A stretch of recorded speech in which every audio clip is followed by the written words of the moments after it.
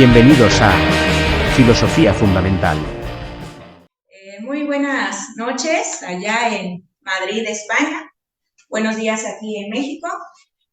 Doctor Carlos Sierra Lechuga, te damos la más cordial bienvenida a este foro de discusión sobre ontología y reología. La Universidad Autónoma de Tlaxcala, también en tu casa, se congratula con tu presencia por este momento que permites para que nos puedas brindar más acerca de tus estudios y conocimientos acerca de la filosofía, como sueles tú decir, de la filosofía fundamental. Te presento a los estudiantes de la licenciatura en filosofía de cuarto semestre. Ellos están entusiasmados y atentos al conocimiento filosófico en todas las aristas que pueda brindar la misma filosofía, y hoy, con motivo de nuestra unidad de aprendizaje, los problemas fundamentales de la ontología, tuvimos a bien organizar este foro contigo para que sea pues de mucho fruto sus trayectos académicos, pero más que académicos, personales en cuanto al conocimiento. Sin más, te damos la más cordial bienvenida, querido amigo, el doctor Carlos Sierra Lechuga. Pues voy a platicar brevemente la dinámica, que va a consistir, como ya he dicho, en un foro de discusión donde teníamos que haber traído ya la lectura de tu texto, de tu artículo breve tratado de reología, y también haber visto el video que haces de filosofía fundamental en torno a este tema que es la reología. Entonces, pues ya hemos hecho ese ejercicio y sin más, antes de que dé la palabra a cada uno de los estudiantes, quisiera que nos pusieras como antelación qué fue aquello que te llevó al tema de la reología. Yo te conozco, yo sé que trabajas muy fuerte en este tema de la filosofía fundamental y la reología, pues te conocí por la Fundación Javier Zubiri, y bueno, pues más allá de lo que yo pueda decir, queremos escucharte, aprovechar este tiempo, pero sí quisiera que iniciáramos un poco con esto de por qué estás en este, pues voy a decir tema, ¿verdad? Aunque tú ya nos dirás que si es método, si es de herramientas, si es filosofía, esto de la reología. ¿Cuánto has avanzado y hasta qué, digamos, hasta qué llevas o a dónde quieres llegar con todo esto? Después de que nos platiques un poco sobre esto que te estoy preguntando, la inquietud, cómo iniciaste, qué te llevó, pues ya ahora sí daré la voz a cada uno de estos estudiantes que estás viendo. Pues muchas gracias Mari. Se me oye bien, ¿no? Por Sí. allá. Dale, pues muchas gracias Mari, gracias a todos vosotros, casi vosotras, lo que me alegra mucho. Me alegra primero que la invitación, claro, que me hayáis invitado y que tengáis pongáis vuestra disposición y vuestro tiempo a escuchar a esta personita que poco tiene que decir, pero os agradezco mucho. Y también agradezco, además de la invitación, el que me llene de sorpresa que todavía haya gente que estudia filosofía. Eso me alegra mucho. Y además que sean mujeres también en su mayoría, por lo que alcanzo a ver también, pues me alegra un montón. Así que bienvenidos a este recorrido. Sé que estáis por ahí en el segundo semestre, creo. Me han contado, o sea, perdón, en el cuarto semestre, segundo año. Y bueno, pues bienvenidos a esto. El camino es arduo, pero alguien tiene que hacerlo. Así que bienvenidos, bienvenidas. Y bueno, pues ojalá que es arduo, pero es también dulce, como un buen whisky, que al principio es medio, pero luego sabe bien. Pues nada, yo os agradezco mucho. Y bueno, un poco la idea que me comentaba Mari, ya nos hubiera gustado estar por ahí presencialmente. Yo estuve en México en agosto, pero bueno, pues por muchas razones no se pudo y entonces proponíamos esta dinámica un poco así online. Y para dedicar pues el tiempo de vuestra clase, vuestra sesión en dialogar todo el rato y por tanto pues aprovechar el tiempo más en eso, pues nos ahorrábamos la conferencia. habiendo ya vosotros visto el vídeo y leído el texto, y ya simplemente nos dedicábamos pues a dialogar, debatir, preguntar, discutir o lo que fuera, ¿no? Así que esa es un poco la dinámica y podéis utilizarme, ¿no? Así que nada, lo que queráis. Bueno, un poco lo que pregunta Mari, ¿no? ¿Cómo empezó esto de la reología? Hombre, se podría hacer una especie de recorrido genealógico, ¿no? Diacrónicamente hablando, y pensar, pues, en el año de 1900 tal o del 2000 cual. Sí, pero creo que lo más interesante es más bien la génesis de por qué tener que haber creado una, vamos a decirlo así, una nueva rama de la filosofía, por llamarle así, ¿no? O como sabéis, pues una herramienta. En realidad sí que es verdad que en sus inicios, en 2018 especialmente, era yo el que estaba, el que empezó a tratar esta idea, ¿no? Nunca solitariamente, pero de alguna forma, pues de forma más protagonística, si se quiere. Pero luego ya a partir de 2020 y especialmente 2021 hay un equipo bastante generoso de gente muy talentosa y de profesionales, no solamente de la filosofía, sino también del área de las ciencias y otras humanidades, trabajando en esta herramienta. Es decir, en ese sentido, lo que yo voy a contaros aquí, no se crean ni por asomo, que es producto de una mente aislada y genial, ¿no? Que brillante y solo ahí en su despacho de Ámsterdam, puliendo lentes, ¿no? Hablo parafraseo la vida de Baruch Spinoza, pues en solitario revela algo al mundo, no, sino al contrario, es el esfuerzo muy arduo y penoso de un trabajo en equipo, ¿no? En definitiva, la reología es el producto de una cooperativa y nunca de una persona genial, ¿no? Y mucho menos mía. En ese sentido, ¿qué nos ha llevado al equipo de reólogos y a mí especialmente a generar pues esta herramienta filosófica, ¿no? Pues lo que nos ha llevado es que los problemas actuales de filosóficos, pero en general todos, los problemas actuales de cara a nuestro encuentro con el mundo, ¿no? A nuestra resolución fáctica de la existencia, o como queramos decirle, el cómo nos encontramos ante las cosas, pues es un encuentro que de alguna manera saca a relucir pues problemas de realidad, ¿no? Es decir, si habéis leído aquel artículo del que hablaba ahora Mari, ¿no? Eh, pues, por ejemplo, en la teoría política ya no se hace lo que se hizo en otros años o en otros siglos, hablar de lo que simboliza el Estado, de lo que simboliza una nación, del espíritu de un pueblo, ¿no? El Volksgeist o el Zeitgeist o tal, sino que más bien se habla, y en todo caso, de la realidad política, de la realidad social, etcétera. Ya no nos importa tanto cuál va a ser el destino, el telos final de una nación, sino lo que nos importa es más bien si nos va a alcanzar el bolsillo para llegar a fin de mes y por tanto a quién vamos a votar o no, ¿no? Votar con B y con V, ¿no? Votar y poner nuestro voto y votarlo de que se quiten de ahí con muchos que están encima, ¿no? Y por otra parte, pues no sé, cualquier otro tema, piensen por ejemplo en este famoso tema de la inteligencia artificial y la realidad virtual que está tan de moda. El problema de la realidad sale en una u otra manera. Y por ejemplo, a diferencia de problemas que tuvieron filósofos de otros siglos, sí, de otros horizontes históricos, no les importa tanto, por ejemplo, cómo llegar a la otra vida, ¿no? Pensé, por ejemplo, pues en buena parte de la filosofía medieval, sino que lo que nos importa es cómo llegar a fin de mes, y eso ya es distinto. Entonces, pareciera que más bien la realidad nos acucia una y otra vez y es algo realmente problemático.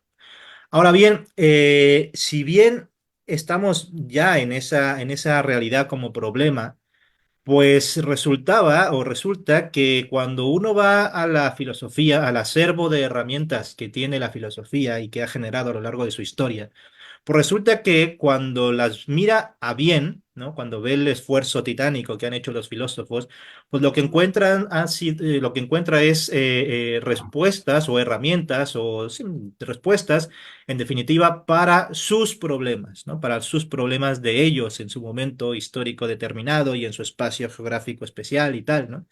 Y sin embargo, lo que se dice herramientas, propiamente herramientas que de alguna forma puedan ser vistas como más allá de su tiempo y por tanto reapropiadas o resignificadas, para el nuestro, para el siglo XXI, ya estamos en el 2024, mira nomás, pues es difícil encontrarlas, ¿no? Es muy difícil. Y sobre todo para tratar estos problemas nuestros insisto, de realidad, ¿no? De sociedades líquidas, de problemas de guerras, ¿no? Que tenemos dos guerras ahora internacionales bastante fuertes, en fin. Entonces, es difícil encontrar respuestas en la filosofía ya hecha. ¿Qué es lo que hace, por otra parte, la filosofía contemporánea? A mi parecer, y puede que me equivoque, y ojalá me equivoque, de alguna forma sigue como embotada en una especie de torre de marfil, o bien repitiendo lo que ya dijeron los filósofos de antaño, que insisto, lo dijeron para su tiempo y para sus problemas, repitiéndolos y tratando de darles una vuelta de tuerca a ver si algo de eso se puede reutilizar hoy, o bien, pues intentando de alguna forma una especie de falsa novedad, ¿no? En algunas de las cuestiones, digamos, más de moda, ¿no? Más de moda tanto en la filosofía pop como en la filosofía académica.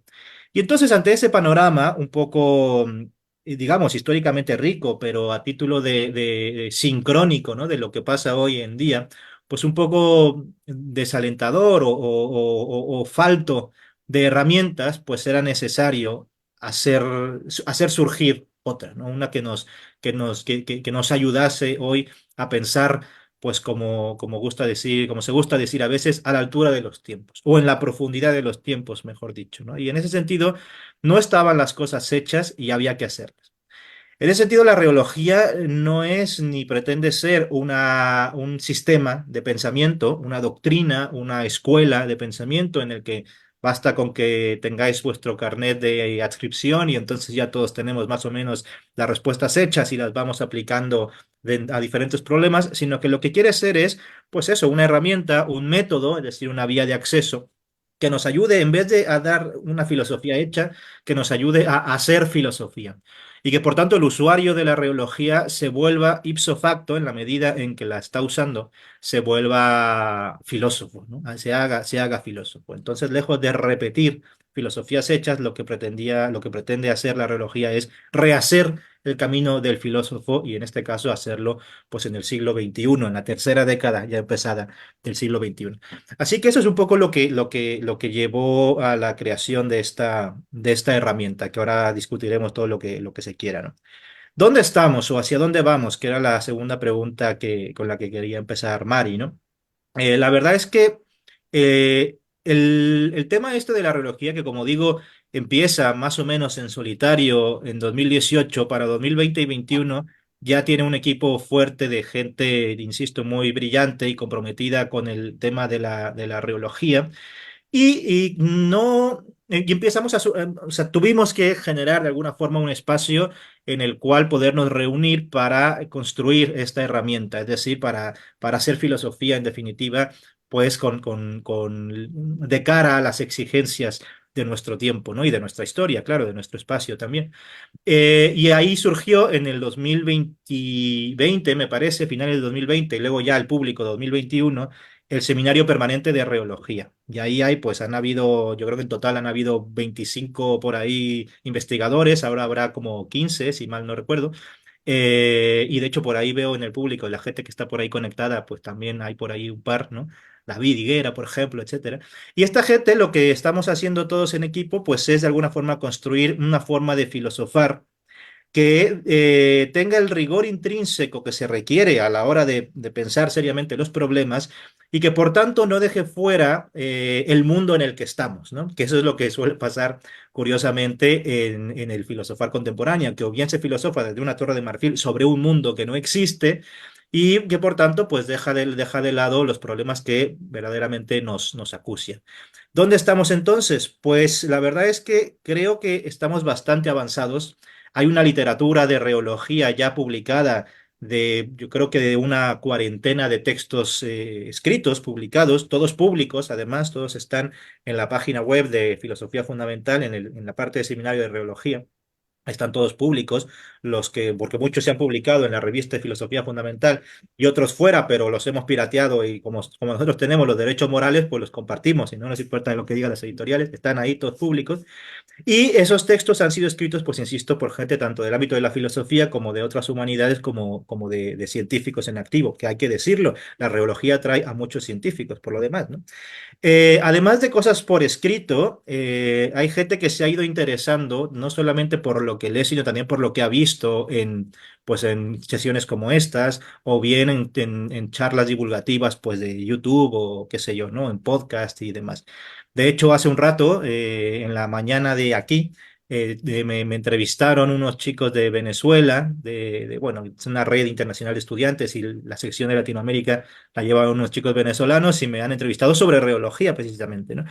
Por ejemplo, aquí con el compañero que veo que está conectado, David Higuera, él está en Colombia, él ha dado conferencias sobre reología para la Universidad de Santo Tomás, etcétera. Es decir, ha habido ya mucha gente que cada vez se interesa más y que de alguna forma se está, no diría exportando, porque no tiene lugar de origen la reología, es decir, vamos, yo soy mexicano, pero luego me voy de Chile, luego vivo en España, tal, entonces exportando, pues no, pero sí de alguna forma se va diseminando, ¿no? Y esto sí que es verdad.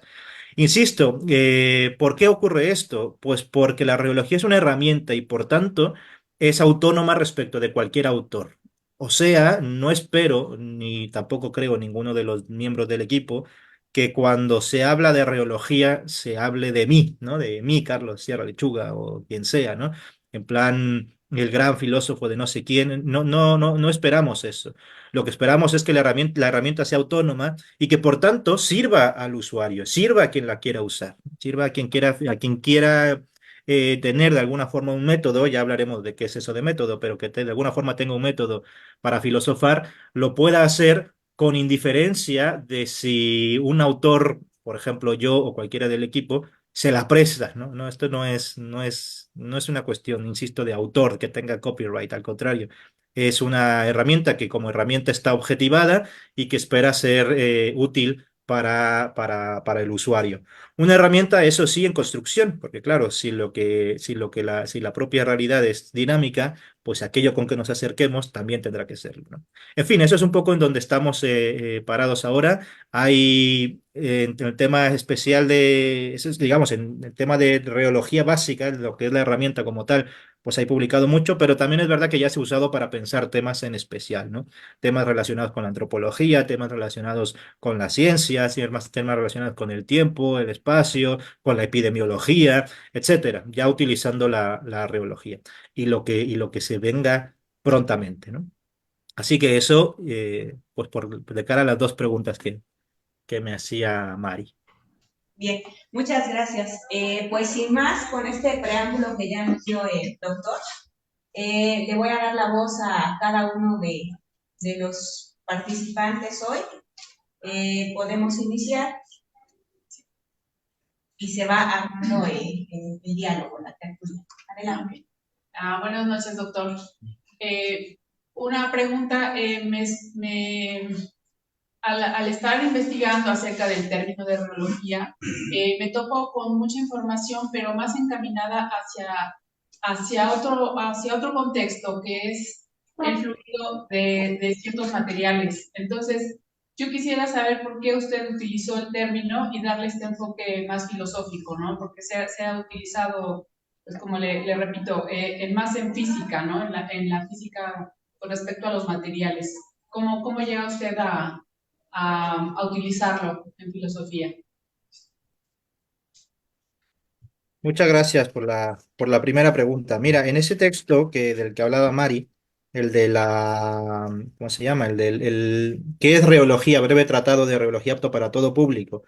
Tenemos un excurso en particular que se llama ¿Tiene algo que ver la reología filosófica con la reología física? Y ahí está, en la página 197 está la respuesta, ¿no? Y te la voy a resumir. En principio, a ver, reología en física ha existido desde bastantes décadas, siglos, quizá dos o así, que es, como bien has dicho, el estudio de los materiales deformables, ¿no? De los fluidos. Y claro, le han llamado así porque ese neologismo está tomado del griego, que viene del verbo reo o rein, ¿no? Que es fluir, ¿no? De ahí viene río, de ahí viene diarrea, de ahí viene etcétera, ¿no? De ahí viene lo que sea. Entonces, de ahí viene reología. Y entonces, claro, en ese sentido es el estudio de los materiales deformables o de los fluidos. ¿Eso tiene que ver con la reología en filosofía? No, o por lo menos no directamente. Luego sí que es verdad que hay una interesante homofonía que ahora comentamos. Pero en principio no tiene relación ni etimológica ni tampoco relación conceptual con la reología física, ¿vale? La reología en filosofía, etimológicamente hablando, es un neologismo híbrido, es decir, un neologismo cuyas raíces no vienen de la misma lengua, ¿vale? En este caso, reología en filosofía viene del latín y del griego logos, obviamente, como en el caso de la reología física, logos y rein, pero aquí es híbrido porque logos es griego y el reo no viene de rein en griego, sino de reus en latín, ¿vale? Entonces ahí está lo híbrido, que viene del griego y latín.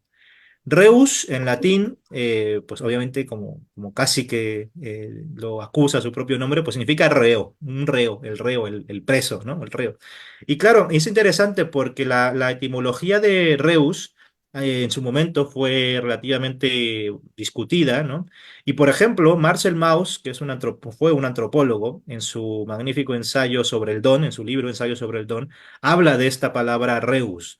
Y lo que dice por ahí es que Reus es, de alguna forma, claro, al estar hablando de las relaciones de reciprocidad entre individuos, entre personas, ¿no? Por eso es en el ensayo sobre el don, lo que dice es que cuando una persona, de alguna forma, le presta su res a otra persona, res en griego, perdón, en latín, es asunto, cosa, pero cosa en general, cosa como cuando nosotros decimos en español cosa, es decir, cosas no son solamente tazas. Cuando yo digo, lo siento, me tengo que ir porque tengo cosas que hacer, no digo que vaya a ser tasas, digo que tengo asuntos que resolver, ¿no? De ahí res pública, la famosa república, ¿no? No son cosas, sino que son asuntos en general, ¿no? Bueno, pues claro, cuando uno le dice Marcel Mauss, cuando uno le dejaba a otro una res, un asunto, el que sea en préstamo, el otro quedaba en deuda con él, ¿no? Y en ese sentido, de alguna forma, era su reus, estaba como que de alguna forma le poseía la cosa, porque ahora es reo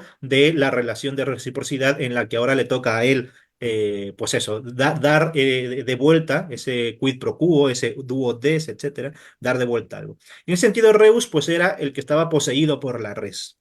Bueno, aprovechando esa etimología y si quieres forzándola, que creo que no es forzada, pero por lo menos aprovechándola, nos quedamos con la etimología de Reus entendida como lo que es propio de la res, ¿no? Lo que es acusado, ahí está el reo, ahí está el señalado, ¿no? Lo que es acusado por la res. Resulta que lo más acusado por la res, lo más reus de las res, es su realitas, ¿no? La realidad.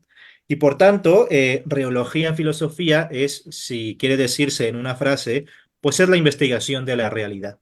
¿Qué ocurre? Que habría que decirlo con mayor rigor de cara a lo del reus y habría que decir que es la investigación de los reus de la res y en ese sentido sus realitas. Ahí lo tienes, ¿no? ¿Qué quería decir yo sobre esto? Bueno, eso es un poco lo de la homofonía. Bueno, claro, a pesar de que no tiene relación conceptual ni tampoco etimológica con la reología de la física, por eso es que muchas veces en algunos textos o en redes o lo que sea, preferimos poner reología filosófica, ¿no? Con el calificativo, porque habida cuenta de que los buscadores estos del Google y tal son bastante tontos todavía para algunas cosas, para lo que les conviene, porque si te quieren vender algo te encuentran lo primero. Pero para algunas cosas no, pues si no pones el calificativo, te pone sobre todo la reología física, ¿no? Entonces, bueno, habrá que poner reología filosófica y ahí aparecerá, supongo, de inmediato esto de lo que estamos hablando. Ahora, lo interesante o una cosa llamativa es que hay una homofonía, es decir, suenan igual. Y eso es significativo simplemente, insisto, aunque no tengan parentesco etimológico ni conceptual. Pero es interesante porque si bien la reología en física significa eso, la investigación de los materiales deformables, de los fluidos, etcétera. Hemos dicho que filosofía no. Sin embargo, la reología como herramienta del estudio de los reus de la res, encuentra dentro de sus distintas resultados, dentro de sus distintas conclusiones, todas parciales y provisionales, etcétera, pero va encontrando en sus resultados que las cosas, esas res, esos asuntos, no son como ha creído la ontología, y aquí viene a cuento lo que nos reúne, ¿no? No son como ha creído la ontología, pues una especie como de objetos ya determinados, con una especie de propiedades intrínsecas y tal, ¿no? Y una esencia quiescente y fija, sino que más bien esos asuntos, esas cosas, pues son, vamos a decirlo con un término que hoy se utiliza mucho en la metafísica, ¿no? Son procesos, ¿no? Son procesos. Son dinámicas, cambian, fluyen, en definitiva son procesos, y por tanto sus propiedades no son propias, sus propiedades no son propiedades en el sentido ontológico del término, sino que más bien se van adquiriendo, se van ganando, ¿no? Se conquistan, etcétera. Y eso significa pues, insisto, que por lo menos es significativa la homofonía esta que yo decía. ¿Sí? ¿Se me escucha y se me ve o hay problemas? No, todo bien. ¿Todo bien? Vale.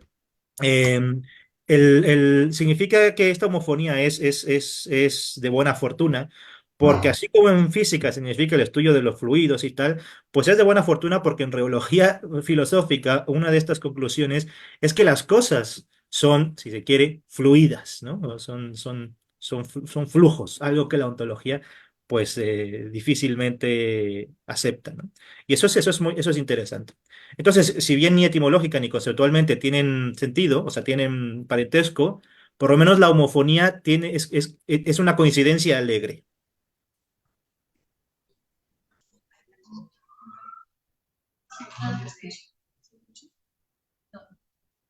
Ya no te escuchamos, Carlos. Porque he acabado de responder. Me quedé en lo de. He dicho que. Sí, sí. Ya. Gracias, gracias. Nada. Bien, continuamos, por favor. Buenas noches y un gusto. A mí se me hace intrigante cómo esta herramienta se puede utilizar en varias áreas. Y pues ya planteando mi pregunta, pues en qué estriba la singularidad de esta herramienta es tan versátil. ¿En qué estriba, perdón, la singularidad de esta herramienta? ¿Qué? Que sea tan versátil. Versátil. Versátil, vale, perfecto. Oye, antes de responder, quería decir algo que sí que se me fue y es más vale decirlo a propósito del término reología rápidamente. El término reología en filosofía, no soy, o sea, ni mi equipo ni yo fuimos los primeros que lo usamos, ¿vale? Por honor a la verdad. Y fue un académico que se llama Javier Villanueva, ¿vale? Javier Villanueva, que no sé, era su tesis doctoral, me parece, y luego se publicó sobre Javier Zubiri, alguien que seguramente conoceréis por vuestra maestra Mari. Tiene un libro que era su tesis llamado Noología y Reología en el pensamiento de Zubiri o algo así, ¿vale? Ahora bien, a pesar de que el término de alguna forma lo crea él, Javier Villanueva, nosotros, cuando hemos reapropiado ese término, por así decir, no tiene nada que ver con lo que dijo Javier Villanueva, ¿vale? Entonces lo digo por honor a la verdad, sí, para que conozcáis que había un señor que lo dijo antes que nosotros, pero que en realidad no tiene nada que ver. Primero porque hasta donde he alcanzado yo a ver en el libro no define reología, pero sí lo hace, sin embargo, en un artículo suyo que se llama, creo que igual, Noología y Reología y tal. Y ahí lo define reología como, dice él, si mal no recuerdo, como el estudio del momento noemático de la noergia. Vale, son tecnicismos que ahora mismo no vienen a cuento, pero básicamente lo que quería decir él es que es el estudio como de, todavía trayendo algo de la fenomenología de Husserl, pues aquello a lo que tiende la inteligencia, ¿no? Y eso no tiene nada que ver con lo que estamos diciendo nosotros. Algo tendrá que ver, pero no es la reología, no es una fenomenología sofisticada, ni mucho menos. Entonces, en ese sentido, simplemente por decir, por honor a la verdad, que había alguien que la había usado, pero que ni le hizo, ni le rastreó una etimología, como si nosotros, ni tampoco la determinó como la estamos determinando nosotros, ¿vale? Eso. Ahora, cerrado ese paréntesis, vamos con la pregunta de dónde vendría la versatilidad, ¿cierto? de la reología. Sí. Bueno, es interesante. Yo creo que es versátil porque casi que creería que porque es una herramienta, es decir, no tiene las respuestas, ¿no? Hace rato en la entrevista que os decía, ¿no? Hablo de ella porque pasó hace un par de horas. El tema era sobre la libertad, preguntaban, ¿no? Y me decían desde la reología, ¿qué es la libertad? Y yo les decía, bueno, como por honor al propio método reológico, no tengo respuesta, ¿no? ¿Por qué no tengo respuesta? Porque no es que la reología sea un conjunto de premisas, y que ahora lo que hay que hacer es pues operarlas, ¿no? Operarlas, conjugarlas y entonces vamos a ir desglosando pues el conjunto de la totalidad de lo que hay, entre ello la libertad. No, la reología es una herramienta que lo que hace es ayudarnos a investigar de una forma precisa y filosófica aquello a que queremos investigar, en este caso la libertad. O problema que en el caso de los que de los que estamos trabajando la reología, ninguno en particular se ha dedicado especialmente a la libertad. Sí que es verdad que han aparecido en algunas ocasiones, pero no especialmente. Y por lo tanto, no puedo yo tener la respuesta. Habrá que ponerse a ello. Esta es la idea, ¿no? Y ahí está la base de su versatilidad, que no tiene un núcleo duro de premisas que haya que defender y que por tanto lo que hay que hacer es hacer una apologética de lo que es la escuela de la reología o la doctrina o el sistema de pensamiento. Y además de esa apologética, es decir, de esa defensa, además ahora hay que, como dicen algunos, reducir los otros sistemas al propio, ¿no? Es decir, atacarles y mostrar que el nuestro es más bueno que el de ellos. No, no es eso. De hecho, en mi experiencia, o por hablar desde la experiencia, decía hace un rato que ha traído la atención de científicos, en particular de científicos interesados en la filosofía, naturalmente. ¿Por qué? Porque a mi parecer, y lo digo, insisto, por experiencia, estos científicos cuando han ido a la filosofía no han encontrado herramientas para ellos como científicos entender la realidad con la que se enfrentan como científicos. Y entonces, por poner un ejemplo, pues cuando quieren entender los físicos, no sé, lo que ocurre a niveles cuánticos o los biólogos, lo que ocurre a niveles de nichos ecológicos o qué sé yo, pues cuando van a la filosofía de la ciencia, pues se encuentran con una especie de querellas muy locales, ¿no? Muy de técnicos, ¿no? Muy de teóricos que no tienen que ver con la práctica real ni del ecólogo en turno, ni del mecánico, ni del físico cuántico de turno, ¿no? Sino que están más bien discutiendo pues por nombres, por conceptos y tal, y no con la cosa misma con la que él se encuentra. Y entonces, llevados por esa acuciante necesidad, cuando se encuentran con una herramienta como esta, que lo que les dice es que hay que atender a lo reo de las redes, que hay que atender a la realidad, que no hay que especular, que es factual, que es probativa, que tal, y todas esas características que seguro habéis leído en ese artículo, pues encuentran una gran virtud, ¿no? Encuentran claro, no les va a decir qué es el tiempo, por ejemplo, tenemos un muy buen reólogo entre nuestro equipo, que le ha interesado el tema del tiempo, y la reología no le dice qué es el tiempo, pero le ayuda a investigarlo filosóficamente, ¿no? Es decir, ya no se queda con esa idea, bueno, pues voy a ver qué fue lo que dijo San Agustín del tiempo. Pues eso es muy interesante, pero eso es lo que pensó San Agustín. ¿Y qué piensa usted a 1500 años de diferencia, ¿no? Esa es la distinción. Entonces ya no se va a ver en los libros qué es el tiempo, sino en virtud de lo que él como científico ha estudiado de lo que pueda ser, pues la reología le ayuda a pensarlo filosóficamente, ¿no? Es decir, pues a no especular, a ser factual, a ser probativa, etcétera. Todas estas 10 características más o menos que hay en este bueno, que tiene la reología, aunque puedan ser más o menos, ¿no? Pero por lo menos aquí se menciona a 10.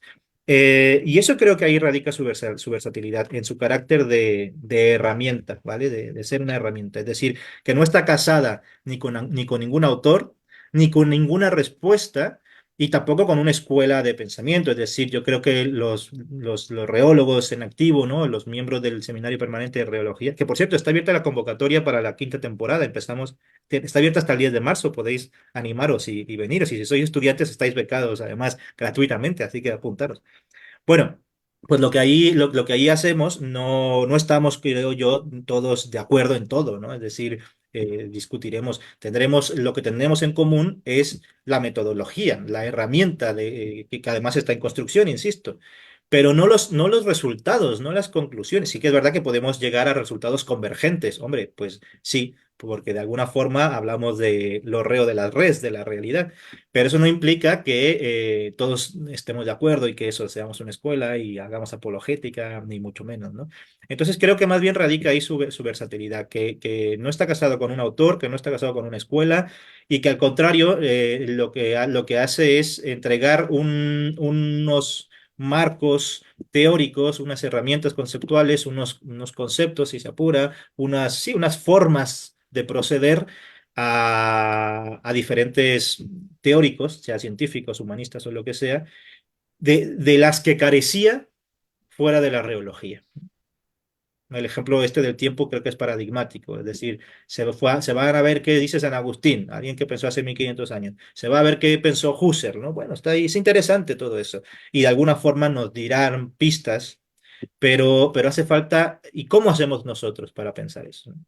Y bueno, nosotros entregamos esa estructura para poder desarrollar el pensamiento en cada caso de los intereses del filósofo, del investigador en particular. Gracias. Bien, continuamos. Ok, buenas noches. Mi pregunta va a qué se refiere cuando dice que la realidad permite nuevas filosofías. Esto va porque al principio del video dice que con la reología no planea decir cosas nuevas porque en filosofía no hay nuevas cosas.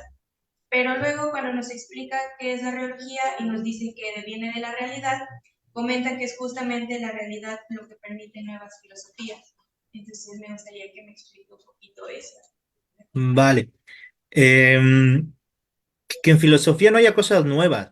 No sé si lo dijo, y si sí, quizá me habré equivocado, no sé, o lo dije mal, o no sé, me habré dado a entender mal.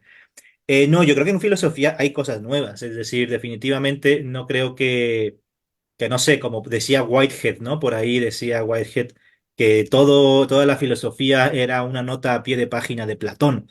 A mí me parece un ingente error, porque para empezar, la filosofía de Whitehead no tiene nada que ver con la de Platón, ¿no? Entonces, pero bueno, que a él le gustara Platón en particular, pues es interesante, pero no, yo creo que al contrario, hay mucha novedad en la filosofía y que de alguna forma hay avances, o sea, avances teóricos, naturalmente quizás no de forma tan evidente o no con la misma evidencia, quiero decir, que se puede dar los avances en ciencia o en la técnica o tal, pero de alguna forma hay avances, como podemos decir, por ejemplo, que en el arte hay avances. Uno puede decir mejor o peor, eso es otra cosa, pero avances. ¿Por qué hay avances en el arte? Pues, por ejemplo, en su momento los griegos pensaron que la belleza clásica es simetría, por ejemplo, ¿no? Y hoy pues para empezar, el arte ni siquiera habla exclusivamente de la belleza y muy probablemente ya ni de la belleza hable, ¿no? Está hablando está presentándonos otras realidades. Entonces también hay un avance ahí, no digo si para bien o para mal, pero naturalmente hay. Y en la filosofía pasa lo mismo, es decir, no todo está dicho en Platón, no puede estar dicho en Platón, ni en Aristóteles, ni en Tomás de Aquino, ni siquiera en Zubiri. Zubiri ha muerto en el 83, es decir, han pasado ya 41 años o 40 de la muerte de este señor y todo lo que ha pasado en 40 años. Entonces, claro que hay mucho que decir, hay mucha novedad. ¿Y por qué creo que además la hay? Pues porque si algo ha motivado a los filósofos a hacer filosofía, y en general a todo investigador, no solamente el filósofo, a todo investigador, incluso a los investigadores no occidentales, hay que decirlo, si algo ha motivado a la investigación, al ir investigium, ¿no? Tras las pistas, es precisamente la realidad, el dinamismo de la realidad. Si la realidad es dinámica, significa que no todo está precontenido desde el principio de los tiempos y que por tanto lo único que hay que hacer es como descubrir lo que ya está ahí, ¿no? Quitar los velos de lo que ya está ahí y ala, mira, aquí está ahí disponible para todos y además disponible en el tiempo, ¿no? Es decir, que lo que ya vimos nosotros podía haberlo visto un griego, pero no lo vio porque, bueno, pues le faltaron herramientas o eran un poco tontitos, no, sino que creo que definitivamente había realidades que no estaban disponibles para los griegos, no habían surgido, por decirlo así, ¿no? No estaban para los griegos, para los medievales o para quien sea, ¿no? Y entonces, en ese sentido, pues es la propia realidad ha dado, ha tenido, sí, nos ha forzado a la necesidad de crear filosofías, ¿no? De generar filosofías, todas acordes en toda proporción guardada, pues acordes con sus respectivos tiempos, ¿no? Y con sus respectivos espacios, naturalmente. La filosofía es un modo de pensar típicamente occidental y naturalmente los tlamatinime mexicas no son filósofos, no en el sentido peyorativo, sino al contrario, son tlamatinime y hay que reivindicarlos como tlamatinime y no como filósofos.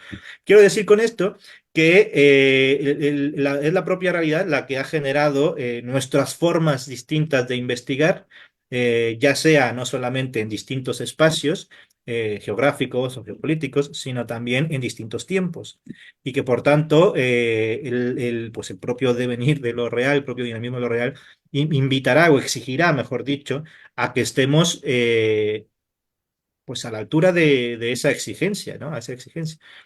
Es decir, filosofar como filosofó Tomás de Aquino, por ejemplo, me parece muy bien. Y además no solamente muy bien, sino quizás fue lo deseable, quizás fue lo mejor, y quizás fue el esfuerzo más titánico e ingente que se pudo haber dado en el siglo XIII.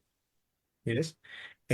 Hoy hay que filosofar así, no, porque ya han pasado, pues, ¿cuántos? Ocho siglos después de eso, ¿no? Y esos 8 siglos no han pasado en vano, ¿no? Yo el ejemplo que suelo poner, de hecho me parece que lo he puesto en este artículo, y si no, estará por ahí en algún otro publicado, el tema, por ejemplo, de que en filosofía del derecho, creo que es en otro, es en el de teología socialmente comprometida. En el tema de la filosofía del derecho, por ejemplo, se vuelva tanto a Kant, ¿no? A Kant, un filósofo del siglo XVIII, en última instancia, del siglo XVIII, eh, cuando nuestro derecho, y sobre todo nuestro derecho internacional, poco tiene que ver con lo que soñara siquiera Kant, ¿no? Y sobre todo cuando ese derecho, es decir, aquello que intenta regular nuestras sociedades, pues nada tienen que ver con la sociedad y con el modo social como se desarrollaba el propio Kant en Monterrey. Sabíais que era regiomontana Kant, ¿no? Königsberg en alemán es Monterrey, ¿no? Pues eso. Poco podríamos pensar con un filósofo del siglo XVIII que además tiene una ética del deber en vez de una ética de la responsabilidad, etcétera.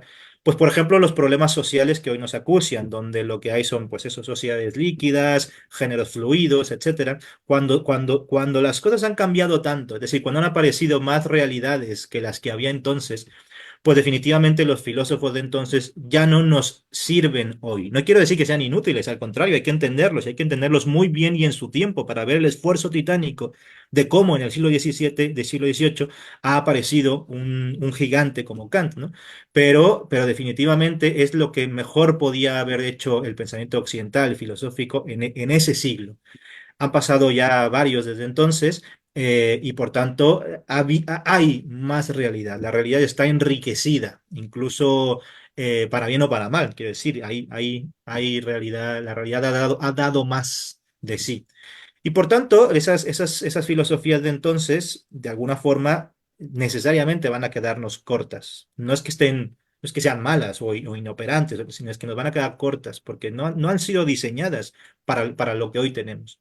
Y en ese sentido, nuestra realidad y la realidad general, pues ha exigido el que surjan filosofías.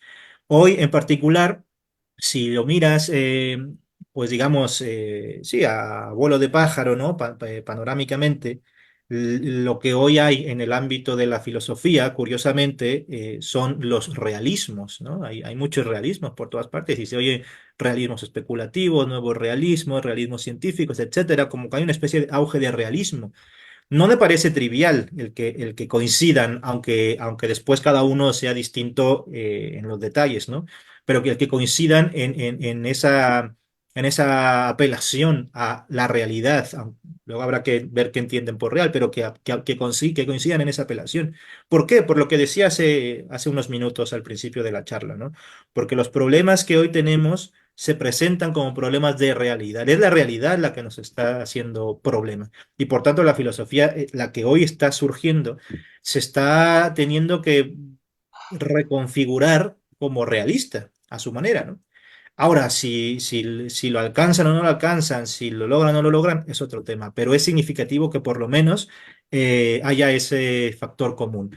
Y en ese factor común surge la reología, pero, insisto, no como filosofía hecha, a diferencia de estos realismos, sino como modo de hacer filosofía. Gracias. Bueno, en una parte del video también pude notar que dice que la reología es autónoma. Entonces, mi pregunta es, ¿a qué se refiere cuando dice que esta herramienta de reología es autónoma? ¿En qué sentido? Porque si me he notado que, por ejemplo, en las clases que tenemos metafísica y ontología tienen una relación, entonces, reología, ¿en qué sentido es autónoma, independiente de las otras? Sí, creo que un poco lo he dicho, ¿no? Pero lo volvemos a decir. Es autónoma respecto de los autores, o sea, no respecto de, no sé, de los otros saberes, ni mucho menos, al contrario. El quehacer reológico, el quehacer de los reólogos, em, es muy transdisciplinar, pero mucho. Es decir, como decía hace un rato, en el seminario de reología hay gente de todas partes. De hecho, mira, aquí veo a José Quesada, que viene del veterinario, Pablo, que es biólogo, David, que es filósofo, en fin, bueno, Enrique, que no está en el grupo de los reólogos, pero coquetea con eso, y es filósofo de la mente, también ingeniero, etcétera. En fin, es muy transdisciplinar el quehacer de la reología porque lo exige. ¿Por qué lo exige así? Por qué exige que sea transdisciplinar? Pues porque lo que yo pueda decir de este lápiz, definitivamente no voy a poder agotarlo en mi decir ni con la filosofía solamente, pero además ni con la física solamente, ni con la matemática solamente, ni con la biología, ni con la antropología. Y entonces, ¿cómo voy a poder decir algo seria y responsablemente de este lápiz? Para empezar, atendiendo al lápiz, ¿no? Es decir, no hablando del lápiz sin él, ¿no? Y segundo, ¿cómo voy a atender a este lápiz seriamente? ¿Cómo voy a respetarlo? Pues viendo qué es lo que los otros están diciendo del lápiz.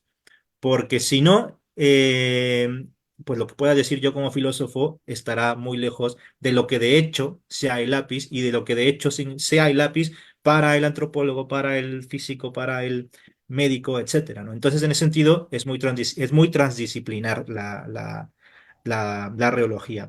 O, por decirlo más rigurosamente, teniendo a la reología por método o por herramienta, la filosofía se hace transdisciplinar, sí o sí, obligadamente, ¿no? O sea, ya no es la filosofía, yo creo que la filosofía contemporánea, y de hecho creemos esto en el equipo, la filosofía contemporánea no se hace en solitario. No es un señor que está, o señora, que está en su cuarto, en su cabaña, ahí en la Selva Negra, o la Selva Negra, ¿no? Heidegger, o está enfrente de su chimenea tomando un coñac, ¿no? Descartes, o está limpiando gafas en Ámsterdam, ¿no? Spinoza o tal. Un poco caricaturizando, porque tampoco ninguno de ellos actúa en solitario, pero por darme a entender, ¿no?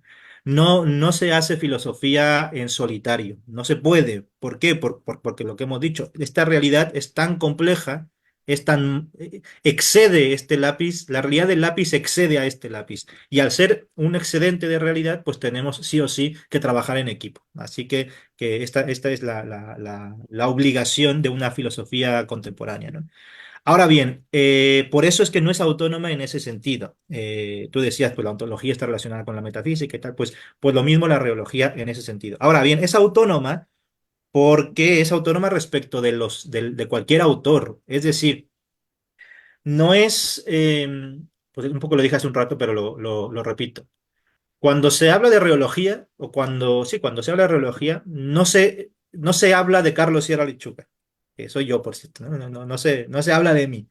Ni pretendo eso, ni los reólogos lo pretendemos. Esa es la idea, es autónoma respecto de cualquier autor. ¿Y por qué vale decirlo? ¿Por qué vale decirlo explícitamente? Porque eso nos enseña mucho en filosofía y sobre todo pues en estos años parvularios como los vuestros, y por eso es bueno que os abráis a esta clase de conferencias y tal, ¿no? Se nos enseña mucho, a mi parecer, atrozmente, no digo que Mari lo haga, ni mucho menos, ¿no? Pero en general se enseña que la filosofía es una especie como de comentario de textos o comentario de autores. Y que por tanto incluso se nos escapa en la forma de hablar, ¿no? Decimos, en Zubiri la inteligencia es tal cosa, o en Aristóteles el alma es tal cosa. ¿Cómo que en? Si Aristóteles era un señor, no un lugar, ¿no?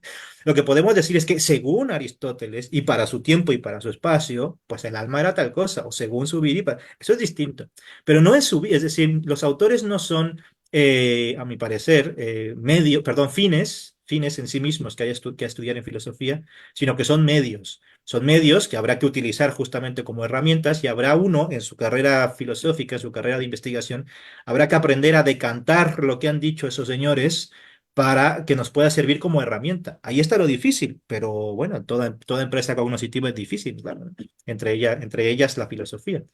Y en ese sentido decimos explícitamente que es autónoma porque no queremos, y yo especialmente, no quiero que se diga en Sierra Lechuga, la realidad es tal cosa. No, no, en mí no. O sea, lo que yo creo es que utilizando la reología, la realidad es tal cosa. Y eso es diferente. Y entonces, para que vosotras o vosotros podáis ver si lo que decimos es más o menos cierto, pues también está a disposición, objetivadamente, ahí para cualquiera, la herramienta reológica para que veáis si en efecto eso que decimos que es realidad es realidad. En vez de tener que decir, en vez de tener que dedicaros el doctorado, el postdoctorado y todo al pensamiento de Sierra Lechuga, a ver cómo en 2018 decía tal cosa y luego en 2019 ya decía otra y en 2020 otra, y eso que está muy bien para algunos, no constituye formalmente el trabajo del filosofar. Y en ese sentido es autónoma, ¿no? Es autónoma porque no se me cita a mí o a José o a Pablo o a David o a cualquier otro que esté por ahí, sino que se utiliza la herramienta, ¿ves? En ese sentido. Un martillo, cuando utilizas un martillo, no va contigo el autor del martillo, ¿sabes?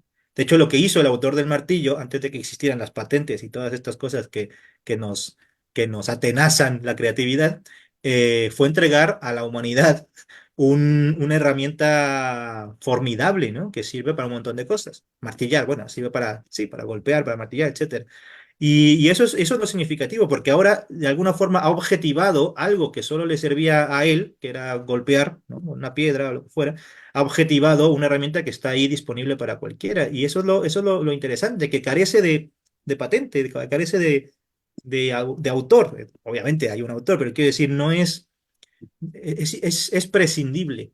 Y aquí es un poco igual. Lo que queremos declarando que la reología es autónoma, es este sentido, de que no se estudia a un autor ni a un grupo de autores.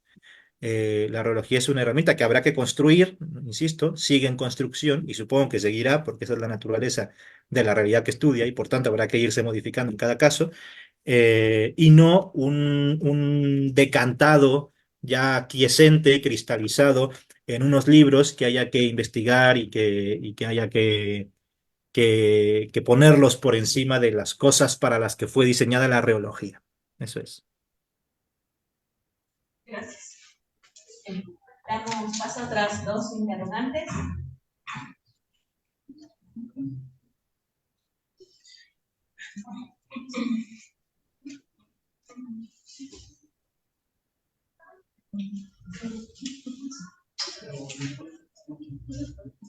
Ah, sí, se acuerda.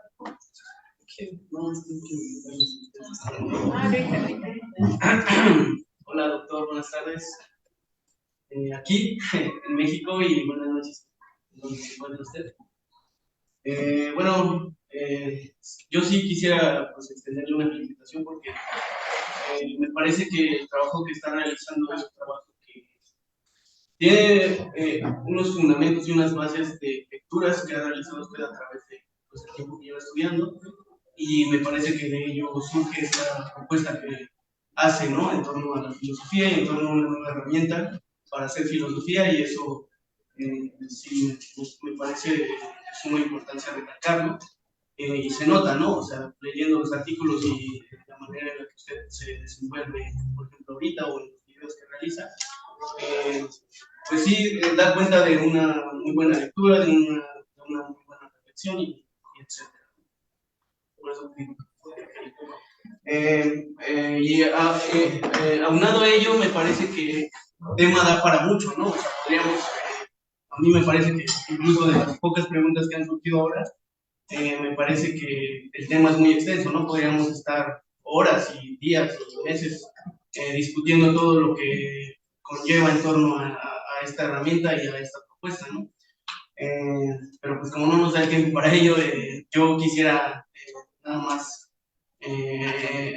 irme directo a una duda que me surge y es en torno a la especulación, ¿no? Usted habla de que aquí lo tengo directamente, la biología no es descriptiva, sino que es explicativa y es factual y no especulativa en ese sentido. Yo quisiera preguntarle en este esfuerzo que usted hace por eh, darle luz a esta nueva herramienta, en qué parte queda la especulación, ¿no? O sea, esto, bueno, ya es una lectura personal y es una reflexión personal. A mí me parece, por ejemplo, que la especulación, si bien no sirve para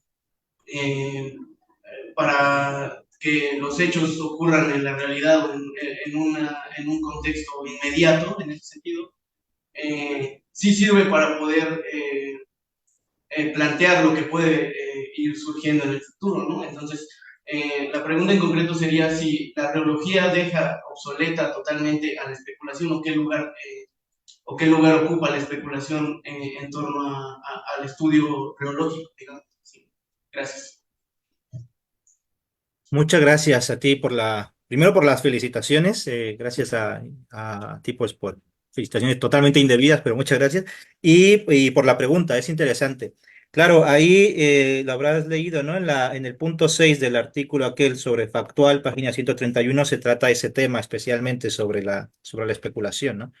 Hombre, ahí es una pregunta interesante y de hecho es una pregunta relativamente común a los reólogos, ¿no? Y qué pasa con la especulación en general, con la imaginación y tal, ¿no? Que tiene un papel heurístico a la hora de investigar y eso.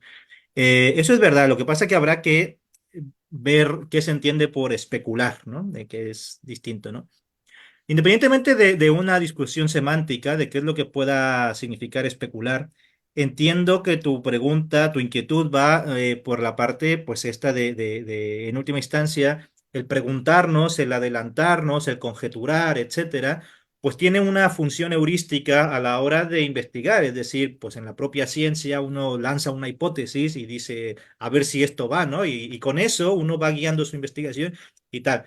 Todo eso es verdad, todo eso o sea, la reología admite esa clase de investigación, digamos, porque de hecho es como de hecho se investiga, insisto, en la ciencia y en otros saberes, incluido el filosófico. Pero creo que eso es distinto de lo que en la filosofía se ha llamado especular en general. Especular eh, pareciera, o más bien está emparentado con, por ejemplo, con lo que hoy, no sé qué tanto lo tengáis presente, pero con lo que hoy y en otros tiempos también, pero lo que hoy en particular se llaman, por ejemplo, los argumentos modales, ¿no? ¿Qué son esto de los argumentos modales? Pues es una forma de argumentar, a mi parecer, muy inválida, sobre todo inválida en nuestros tiempos, pudieron tener razón de ser o de usar en otros, que es la de, para decir algo de este mundo, vamos a otro mundo posible, le llaman, en definitiva, a un mundo que no es este y que no existe, y de ahí sacaremos conclusiones sobre este mundo. Eso es lo que de alguna forma no es reológico, para nada reológico. Es decir, en la propia investigación reológica, insisto, con su transdisciplinariedad y todo esto que hemos comentado, se acepta como normal, porque de hecho así procede, la utilización de conjeturas, de hipótesis, etcétera, porque cumplen una función heurística. Pero una cosa es hacer eso y otra cosa es dejar de lado el mundo o las cosas reales que queremos estudiar poniendo atención en algo que nada tiene que ver con eso, y luego volver a eso y decir, tendría que pasar así, o tendría que ser de esta manera, ¿no? Por ejemplo, no sé, se me viene ahora uno a la mente, pero podría ser otro, ¿no? He estado yo también en debates sobre filosofías del proceso, movimiento y tal, ¿no? Por ejemplo, se especula que, pues bueno, sí, desde la lógica, ¿no? Solamente de la pura lógica, cómo tratar el movimiento y entonces, y al final nunca se habla, en este ejemplo, en este caso, que además me pasó, insisto, nunca se habló del movimiento de las cosas, que se supone que es lo que nos había reunido en ese congreso, ¿no? En ese taller. Porque se prefirió ir por el ámbito de, bueno, si quitamos el axioma de constricción, no sé qué, y dónde está lo del movimiento que se supone que... Y entonces esa forma de proceder, que también se llama a priori, ¿no? A priori philosophy, etcétera, es la que de alguna forma contraviene al proceder de la reología como método, ¿no? Por eso es factual y probativa y no, como sería lo contrario, especulativa o a priori. A esas formas especulativas, en este sentido que estoy tratando de determinar o definir, delimitar, es lo que en reología llamamos fi-fi, ¿no? Así como existe la sci-fi, la ciencia ficción, pues en filosofía existe la fi-fi, la philosophy fiction. Ahora, curiosamente, la ciencia ficción no es una rama de la ciencia, o sea, no es un brazo de la ciencia, es un brazo de la literatura. Y todos estamos de acuerdo en lo nutrido y lo interesante que es la ciencia ficción. Es decir, cuando vemos la película de Interestelar de Christopher Nolan, pues sabemos que es una obra magnífica y tal. Pues perfecto. El problema es que la fi-fi, la filosofía ficción, no se admite como una rama de la literatura, un brazo de la literatura, sino que se cree, se autonombra, se pone el título de filosofía.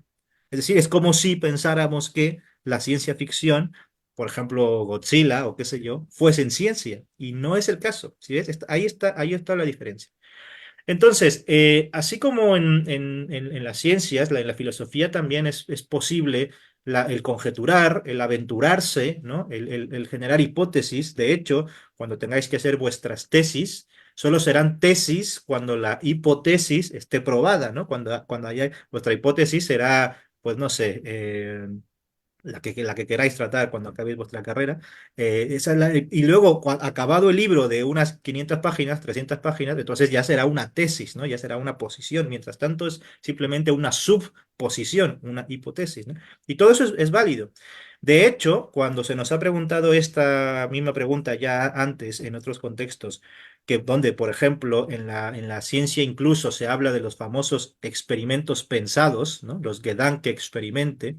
Recordad aquellas charlas de Bohr con Einstein, ¿no? En donde decían, bueno, y si la paradoja de los gemelos, y si hubiera relojes precisos, tal, todo eso es verdad, pero nada de eso constituye lo que filosofía ha sido el modo especulativo de filosofar, que habrá tenido su razón de ser, por ejemplo, en el idealismo absoluto del siglo XIX, pero me parece que ahora mismo está desfasado. Los Gedanke estos experimentos pensados, por ejemplo, no son especulaciones en este sentido. ¿Por qué? Porque si algo se preocuparon los usuarios de los experimentos pensados como modos de incentivar la investigación, por ejemplo, Einstein y Bohr, como acabo de decir, fue en que se respetase aquello que se quería estudiar con los experimentos pensados. Es decir, que esos experimentos pensados respetasen justamente en ese contexto, pues por ejemplo, las leyes de la física o el principio de relatividad o lo que se fuera, y que por tanto esa especulación, entre comillas, estaba constreñida a lo que de hecho admite esta ciencia en particular, que es la física, ¿no? Y que era la física en su momento. Eso es lo que no se hace precisamente en el ámbito filosófico cuando simplemente especula, cuando le da, como decís en México, como decimos en México, vuelo a la hilacha, ¿no? Simplemente vuelo. Eso es lo que de alguna forma es contrario al proceder reológico. No el que se pueda conjeturar, sino el que se especule y que por tanto se haga filosofía ficción. Ejemplos de filosofía ficción, pues lo tenéis muy presentes. Por ejemplo, la filosofía zombie, esa que se llama, ¿no? ¿Qué pasaría si hubiese seres humanos idénticos a nosotros, pero sin conciencia? Esto lo dice gente como Chalmers y tal, ¿no? que además son súper famosos esta gente. Y entonces uno pregunta, bueno, pues si no tienen conciencia, idénticos, idénticos, pues no lo son, ¿no? Entonces, ¿sabes? ¿Qué ganamos con eso? O sea, tan complejo es ya el propio ser humano con su sistema nervioso, con su forma de percibir el mundo, etcétera, como para inventar zombies, ¿no? Zombies filosóficos. O ser cerebros en cubetas, por ejemplo. ¿Y si fuéramos cerebros en cubetas? Al final, en última instancia, esto que se llama, insisto, argumentos modales o incluso contrafactuales o tal, ¿no? Estas formas de proceder me parecen bastante más dañinas a la filosofía contemporánea de lo que parecen ser. ¿Por qué? Porque jugando a lo contrafactual, se deja muy de lado lo factual. Es decir, parece que no tenemos ningún interés en explicar a este ser humano concreto, específico, que tiene esta forma específica, concreta de percibir el mundo, con este sistema sensorial, con ese sistema motriz, etcétera, y juego al contrafactual del qué pasaría si, ¿no? Y si hubiese, no sé qué. Y además, en ese sentido, o quién pone los límites al si hubiese? Porque claro, siempre que se dice, y si fuésemos cerebros en cubetas, o si no hubiese seres humanos, ¿qué tal? Pues uno puede decir, bueno, ¿y si viniese Godzilla? ¿Y si no sé qué? ¿Y entonces dónde está el límite a eso? Entonces, creo que es peligroso por eso, porque en última instancia nos deja una actitud de irresponsabilidad ante lo real, ¿no? Que es justamente lo que más tenemos que atender, ¿no? O sea, ante lo cual tenemos que ser más responsables. Nuestra filosofía contemporánea, quiero decir, tiene que ser, como decimos en reología, físicamente responsable, ¿no? Es lo que llamamos una metafísica que respete el principio metafísico de responsabilidad física. Así es. Físicamente responsable no significa que sepamos física, o no significa solo eso, ¿no? Hay que ser, junto con eso, etnográficamente responsable, históricamente responsable, teológicamente responsable, si me apuras, ¿no? Es decir, en última instancia, respetar aquello de que queremos hablar. Y respetar aquello de que queremos hablar implica tenerlo siempre presente, ¿no? No dejarlo a un lado porque, bueno, lo que importa es lo que podemos decir nosotros con nuestros desarrollos puros de la razón y luego al final las cosas, pues bien, gracias.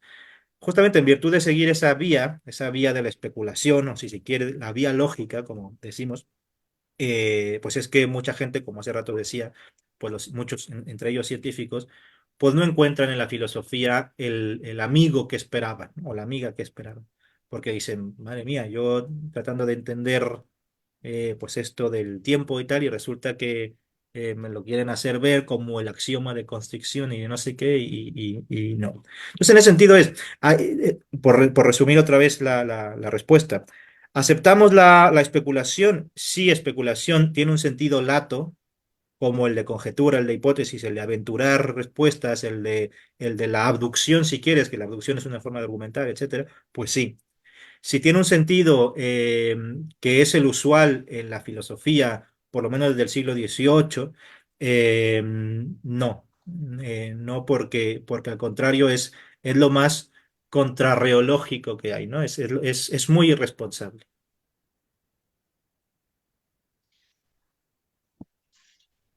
Bien, gracias. Gracias. Por la respuesta. Si bien esta dinámica del foro tiene su ser aquí en la universidad, pues también sería un honor que quien está en línea, pues puesto que fue abierta, no sé si tuviera alguna intervención y si no, pues ya para ir un poco cerrando. ¿Alguno de los 7 que hay por ahí? Yo conozco a varios. Conozco a Raúl, que es fue profesor mío de investigación bíblica. José, reólogo proveniente de la veterinaria, Pablo, reólogo proveniente de la biología y la psicología, David, reólogo proveniente de la filosofía, Enrique, muy querido nuestro de filosofía fundamental, filósofo de la mente, Alicia, que es alumna mía desde Uruguay, y Daniel Rubio, que si es quien creo, también es amigo nuestro de filosofía fundamental, que está doctorándose en cosas de axiología y de ética y tal, ¿no? Que por cierto nos ha mandado un artículo que tenemos ahí que darte Estamos en eso, Daniel, darte el informe.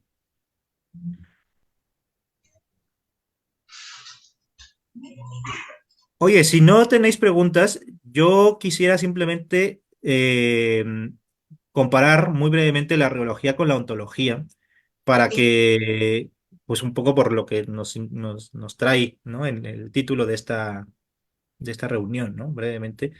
Yo no sé, en principio, cuánto iba a durar esto. ¿Una hora, Mari? Porque si es una hora ya nos pasamos, creo. Pero Vayamos cerrando ya un poco. vamos cerrando. Bueno, pues dejarme concluir con lo de la ontología. Ontología, si habéis leído el artículo, habréis visto que hay una historia de la ontología ahí, ¿no? Una historia breve, claro, pero al final una historia. Ontología es una palabra y que se ha tratado, se ha dicho mucho en la filosofía y se dice mucho en la filosofía, y no solo en ella, también fuera, en la informática, por ejemplo, en la biología, etcétera. Pero en general en filosofía parece que tiene un uso, e incluso fuera también de la academia, parece que tiene un uso como si cuando decimos que algo es ontológico, nos referimos a algo propio de la cosa, ¿no? Como si no tuviese intervención del sujeto, ¿no? Del sujeto que somos nosotros. Entonces, cuando digo, no, no, ontológicamente esto es blanco, qué sé yo, ¿no? Y entonces significa que no hay intromisión mía subjetiva o intromisión de de la epistemología, ¿no? Y tal, ¿no? Bueno, ese es un uso que, bueno, tendrá su razón de ser, pero que no es un uso, digamos, no ha sido así como ha surgido el concepto ontología, ni como se ha usado el concepto ontología hasta hace muy poco, es decir, todavía, ¿no? Ontología, insisto, y está esto en el artículo, lo podéis leer o lo podéis releer si ya lo habéis hecho. La ontología es una filosofía que surge en la modernidad. La filosofía de la modernidad es la ontología. Lo que surge en la modernidad no es la epistemología, que es lo que se suele enseñar, ¿vale? Pero está bien que lo hablemos ahora, que estáis en el segundo año, porque así ya vamos enseñando a nuestros aprendices desde otras aristas, desde otros enfoques, y no seguimos repitiendo pues, los mismos patrones que en última instancia, como decía Tomás de Aquino en latín, parvus error in principio, magnus est in fine, ¿no? Un pequeño error al principio, grande es al final. Y a guisa de ir repitiendo patrones que se nos enseñan en las escuelas, terminamos después siendo doctores y postdoctores habiendo confundido los términos, ¿no? Entonces está bien que en segundo año pues tengáis por lo menos noción de esto. La ontología surge en 1606 con un señor llamado Jacob Lorcher. Jacob Lorcher es exponente de un momento de la filosofía que tristemente no se enseña hoy para nada. Yo no lo he visto en ninguna universidad de las varias que conozco por ahí, en las varias partes del globo. Eh, y que, sin embargo, tuvo una influencia muy fuerte en su momento. En su momento, en el siglo XVII, que es cuando está en auge, y en el siglo XVIII, ¿vale? Esa filosofía que no se enseña, de hecho, es la que estudia Kant, ¿vale? O sea, Kant sí que le conocemos, pero Kant, con quienes se forma, a los que lee, es con este grupo de filósofos, que son los inventores de la ontología, y que es ese grupo es el que él tiene en mente cuando habla de su sueño dogmático, ¿no? Recordad eso de Kant, no sé si lo tenéis presente, pero se supone que Kant estaba en el dogmatismo y lee a Hume, un empirista, y dice, ah, me despertó del sueño dogmático. Bueno, pues ese sueño dogmático a veces se le asocia con la escolástica, es decir, con la filosofía de la Edad Media. Pero no, muy probablemente Kant no conocía a los escolásticos, no conocía a Tomás de Aquino, no conocía a Duns Scoto y tal. A quienes sí conocía es a otro tipo de escolásticos tardíos del siglo XVII que se llamaron los escolásticos luteranos, o en alemán Schulmetaphysik, o sea, la metafísica de la escuela. Estos eran los escolásticos. Y son estos, desde el siglo XVII, los que la última oleada de filósofos de esta escuela de la Schulmetaphysik, de escolástica luterana, sí que son más conocidos y que son contemporáneos de Kant. ¿Cuáles? Wolff y Baumgarten, ¿no? De hecho, Kant cita al principio de la crítica de la razón pura, cita a Baumgarten en una nota al pie de página. Wolff y Baumgarten son unos alumnos de Leibniz, ¿no? Es decir, Leibniz, Wolff y Baumgarten son los últimos de la Schulmetaphysik, de la escolástica luterana, que inicia justamente en el siglo XVII. Y con ellos, o sea, no con Leibniz, Wolff y Baumgarten, sino con los primeros del siglo XVII, 1606 en particular, es con quienes surge la ontología. Antes de eso, no hay ontología. Uno puede decir, bueno, la palabra surge, pero ya la ontología existía desde Parménides y tal. No, no, porque cuando se inventa la palabra ontología, se inventa para señalar un modo específico de hacer filosofía, por decirlo así, un modo específico de hacer filosofía, que no estaba hecho ni en Parménides, ni en Platón, ni en Tomás de Aquino, ni en tal, ¿no? Sino que surge justamente ahí, porque es ahí, en esa Schulmetaphysique, en la modernidad, y luego en la modernidad tardía, lo que va a estar surgiendo es lo que conocemos como razón pura, ¿vale? El mejor producto acabado de la ontología, o aquello con que se hace ontología, es con la razón pura. La ontología, pues, es definida, y esta es la primera definición de ontología en la historia.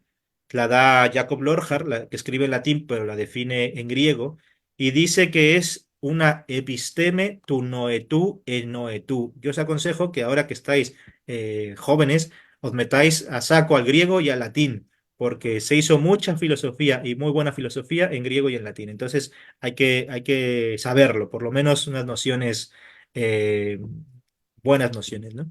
Pues, episteme tu noetu en noetu. Esa es la primera definición de ontología. Y significa una ciencia de lo inteligible en tanto que inteligible. No aparece jamás lo del ente en tanto que ente, ni estas cosas. Algo tendrá que ver, sí, cuando leáis el artículo, o los que ya lo habréis leído, pues habréis visto dónde está la relación, pero en realidad es esto, el ente del que habla la ontología no es el on del que hablan los griegos, del que piensa Aristóteles cuando dice que hay una protefilosofía que estudia el on eon, ¿no? El ente en tanto que ente entre comillas, no es ese on, ni tampoco es en rigor el ens en el que está pensando, por ejemplo, un Tomás de Aquino, ¿no? Tomás de Aquino del ens entendido como un ens creatum en última instancia, ¿no? Aquí el ens en el que está pensando la ontología de la Schulmetaphysique es un ens rationis, un ente de razón. Y ahí surge la ontología, cuando existe por parte de los filósofos, en virtud de que está surgiendo históricamente eso que después conoceremos como razón pura, como una pura razón. Ahí surge la ontología cuando con esa razón pura está surgiendo el interés por los objetos puros, ¿vale? Es decir, en última instancia, por conceptos, por objetos puros, porque algo tenga una definición, unas propiedades esenciales, una definición esencial, unas propiedades esenciales, unas relaciones supervenientes o categoriales que se llaman. Esa clase de cosas, esas taxonomías típicamente lógicas, ¿no? Pensad, por ejemplo, en el árbol de Porfirio, que era muy anterior, pero cómo eso lo hipostasia alguien como Leibniz, alguien como Wolff, alguien como Baumgarten, alguien como Jacob Lorjar, ¿no? Entre otros, esa hipóstasis de taxonomías lógicas, de conceptos, de objetos puros, de cómo se pueden convertir entre sí y relacionar, eso es la ontología. Es una lógica de los objetos puros. ¿Y dónde se ve más todavía esta ontología? Por ejemplo, en la ontología contemporánea que se hace en universidades típicamente anglosajonas, ¿no? Los ontólogos, lo que hoy llaman metafísicos, la ontología analítica, así llamada, de la filosofía analítica, hace esto. Quine, Carnap, Frege, Wittgenstein, etcétera, son ontólogos en el más riguroso sentido de los términos, porque lo que les interesa es precisamente los objetos puros, sin rasgo de factualidad, de sensibilidad, de materia, como decían en la Schulmetaphysique, etcétera. Esto es la ontología, ¿vale? Si el concepto o si el término se puede utilizar libremente y tal, pues sí, siempre se podrá utilizar libremente. Es decir, siempre le podremos llamar rojo al azul. Eso es verdad. El problema es que cuando le llamemos rojo al azul y digamos rojo, la gente que nos escucha pensará que hablamos del rojo y no del azul. Y por eso habrá que ser rigurosos como filósofos y como estudiantes que os estáis formando en esto, ¿vale? Entonces, hacer una genealogía rigurosa de cómo han surgido los conceptos y cómo han llegado hasta hoy a nosotros es crucial en nuestro saber. Y por eso, a propósito de la primera pregunta que hacía Mari, es que, habida cuenta de que los problemas que nos acucian hoy en día son problemas de realidad, de las cosas físicamente delimitadas, condicionamientos fácticos, etcétera, de problemas aquí y ahora, pues la ontología no daba el ancho para eso. Precisamente ese modo de argumentar, de los argumentos modales o de la fi-fi, esta que comentábamos hace un rato, de la especulación, etcétera, son típicos de la ontología. Y por eso la ontología se mueve en mundos posibles, como se dice hoy, o como decía Popper, en un tercer mundo, o como decía el propio Platón, si me apuráis, en un topos noetos. Fijaos, en un topos noetos, en un lugar inteligible. ¿Cómo había definido Lorjar ontología? Episteme, noetu, noetu. Ahí está el topos noetos, ¿veis? De lo inteligible en tanto que inteligible. Y en definitiva, no es este mundo, ¿vale? Así que para que lo tengáis presente y bueno, lo sepáis desde chicos, desde jóvenes. Pues muchas gracias por este breve, por esta breve explicación en torno a la ontología y efectivamente, bueno, pues el foro tenía esa finalidad, que fuese de reología y ontología. Un poco antes para terminar, una interrogante todavía, breve. Sí, bueno, lo que acaban de mencionarnos me surge el siguiente comentario que gira en torno a la universalidad. Es decir, ya que se entiende que el estudio reológico está centrado en el aquí y en el ahora, cuando pensamos, por ejemplo, a un hombre, pensamos en Juan, que vive en Monterrey, que nació en el 2001 y que ha pasado por determinadas circunstancias y que se encuentra en ese contexto.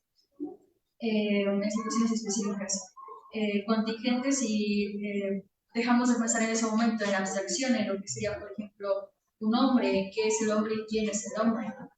Entonces, ¿qué pasa ahí? O sea, el ejercicio filosófico de abstracción y que pretende ir a la universalidad queda desechado y todo se vuelve contingente, eventual e indeterminado.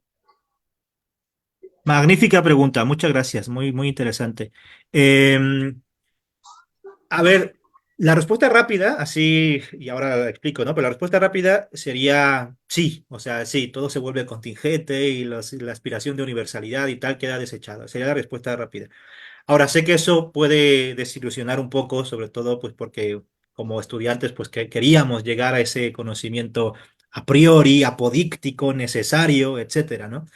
Lo cierto es que, y ya os iréis dando cuenta conforme avance vuestros desarrollos en esta entrega a lo real que es la filosofía, no ha habido ni un solo conocimiento ni a priori, ni apodíctico, ni necesario, ni uno.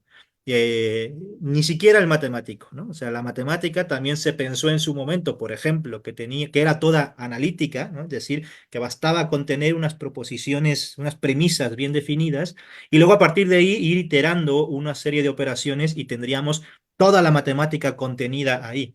Esto es lo que se llamó la crisis de los fundamentos en matemáticas, el formalismo y tal, el intuicionismo, Hilbert, toda esta gente, y Whitehead, Bertrand Russell, etcétera, y se dieron cuenta que ni ahí era esto viable, ¿no? Esto es lo que demuestra, por ejemplo, los famosos teoremas de incompletitud de Gödel, que luego pues quedan muy ratificados pues por Alan Turing y en otros ámbitos, pero es decir, lo que quiero decir es que ni siquiera ahí, en ese ámbito que pareciera de pura razón, existe algo así como un conocimiento absoluto, fuera de toda contingencia, apodíctico, ¿no? Estrictamente demostrable y tal.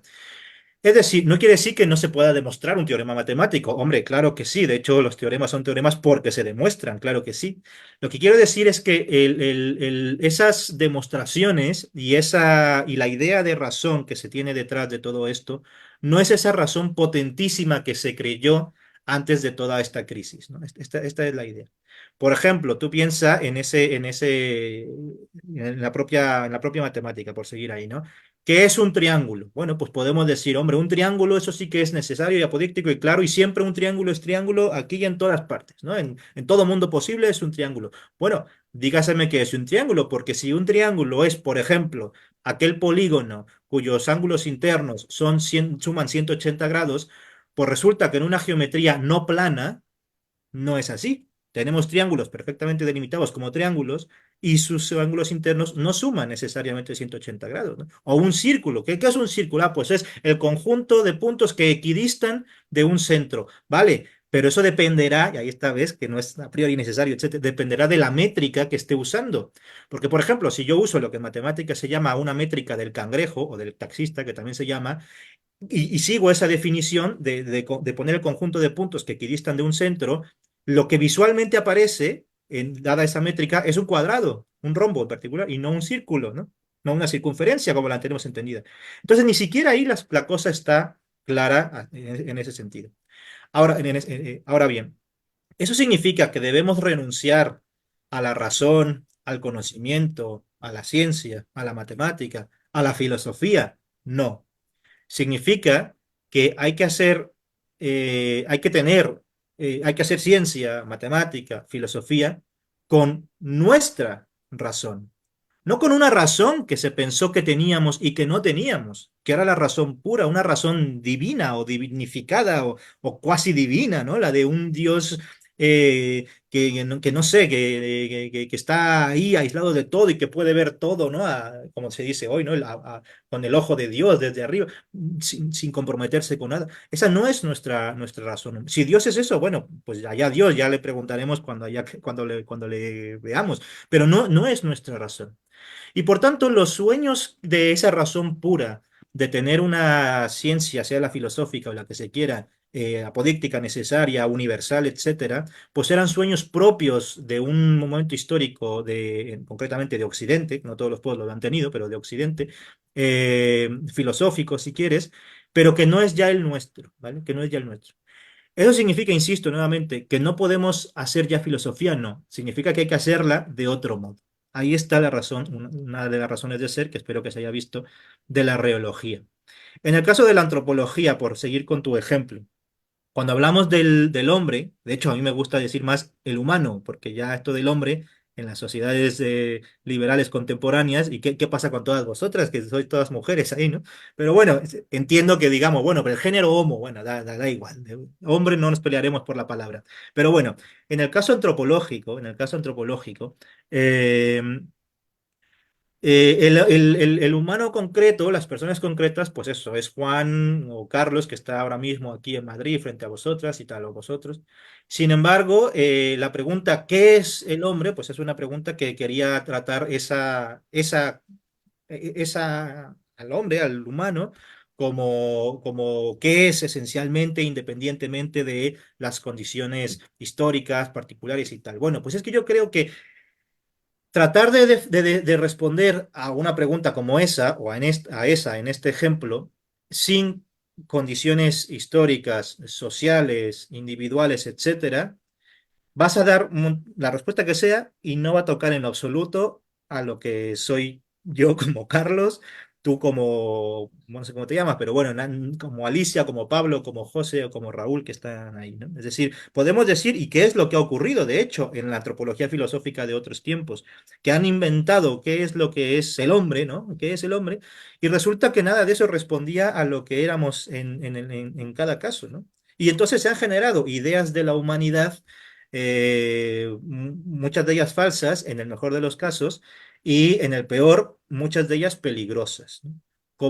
Como este Carlos de aquí no responde a lo que es el hombre, el ser humano, animal racional, no sé, género binario, ¿no? Masculino y nada más, como no responde a eso, a la hoguera o a castración química, o lo que se quiera, porque no responde. De hecho, en medicina, fíjate tú, existía y todavía existe, lo que pasa es que ahora está más moderada, pero existía una rama de la medicina que se llama teratología, fíjate tú, teratología, porque teratos en griego es monstruo, y es el estudio de las monstruosidades. Claro, hoy sabemos que pues eso tiene condicionamientos genéticos, epigenéticos, los que se quieran, ¿no? Pero una persona que nacía, un siamés o alguien que nacía sin brazo o anencefálico, tal, toda esta clase de cosas, y no eran hombres. ¿Qué es entonces el hombre? Para Aristóteles, para Platón, por ejemplo, es un bípedo sin plumas.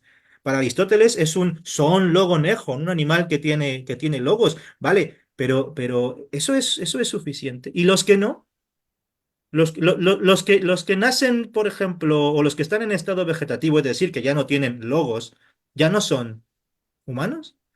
La cosa no es tan clara nuevamente. Entonces, ahí, en este sentido, para responder a una pregunta así, antropológica, ¿qué es el humano? De hecho, tenemos un texto de antropología reológica, porque lo he hecho en coautoría con un miembro del equipo que es psicólogo chileno, y se llama así, antropología reológica o algo así, lo podéis ver.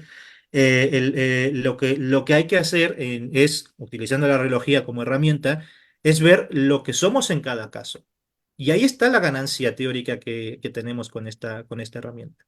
Porque definitivamente no puede ser un concepto, un objeto ontológico, ¿ves lo que acabo de decir? Un concepto aséptico de tiempo, aséptico de historia y aséptico de ubicación.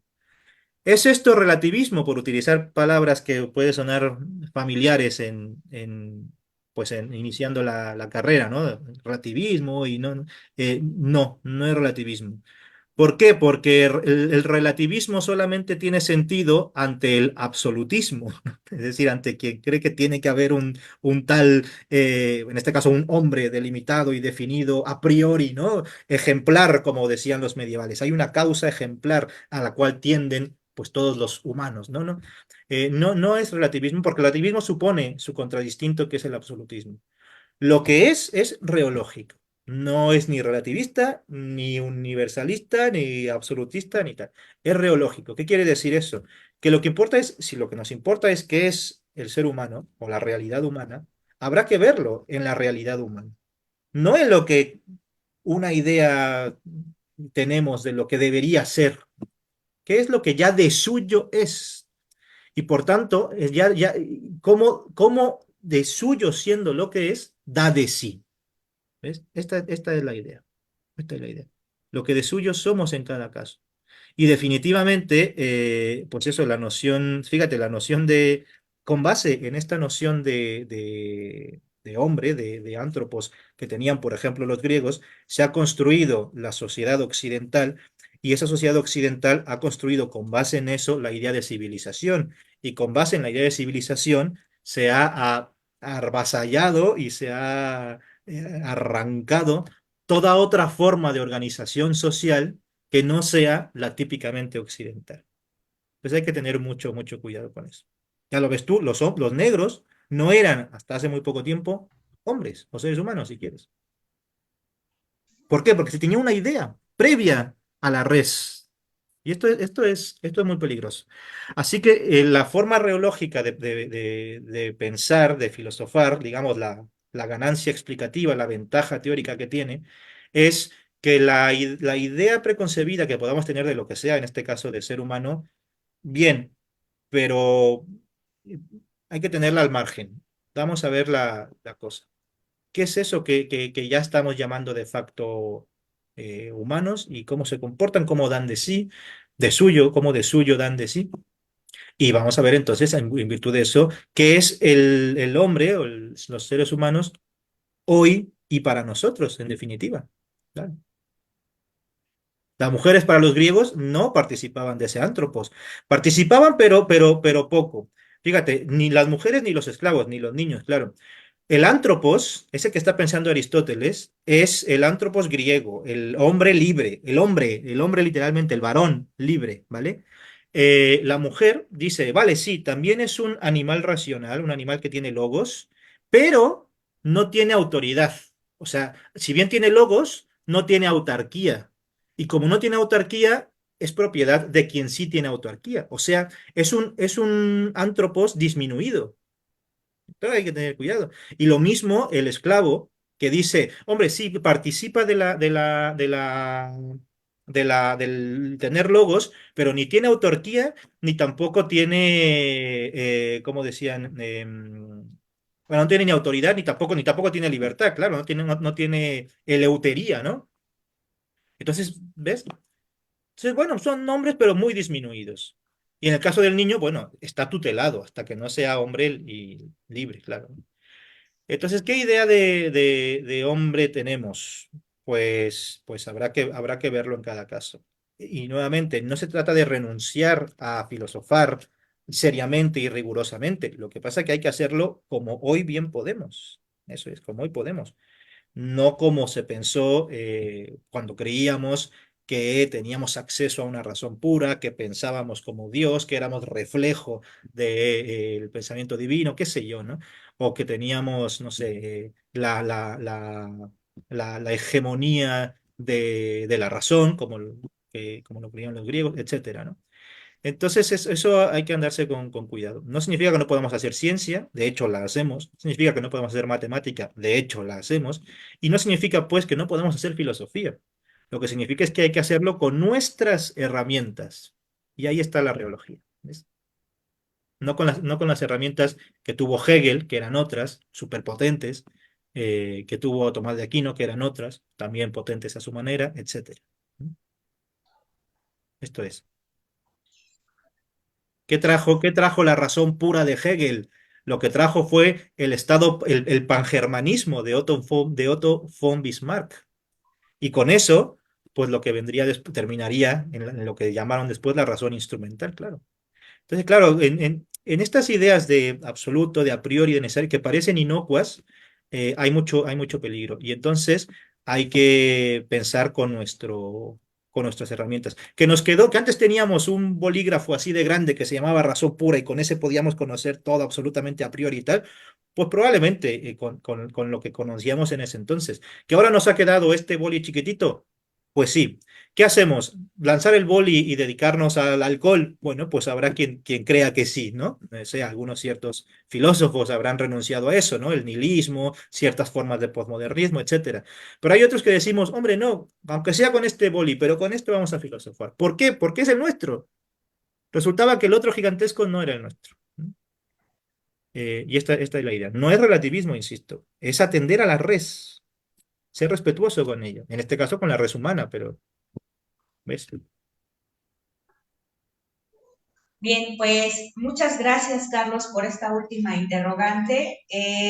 Solo me cabe reiterar esa felicitación que ya te ha sido dada por un estudiante y pues a nombre de la Universidad Autónoma de Tlaxcala, México, te damos te